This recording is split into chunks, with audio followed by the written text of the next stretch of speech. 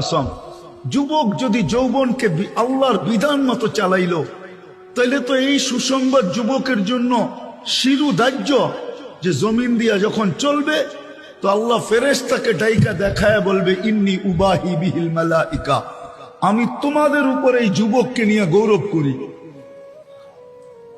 সেজদায় যখন যাবে, আমি হাদিসের কিতাবের নাম বলতেছি, আপনারা দেখে নেন, ইত্তেহাফাতুস সুন্নিয়া ফি আহাদিসিল কুদুসিয়া, পাইলে পড়া নেন, মোতালা করে নেন, কিতাবের নাম বলে দিতেছি।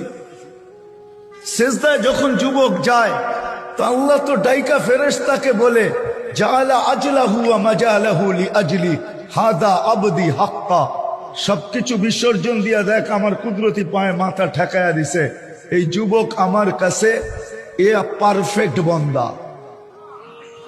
ইন্নী উবাহি বিহিল মালাইকা।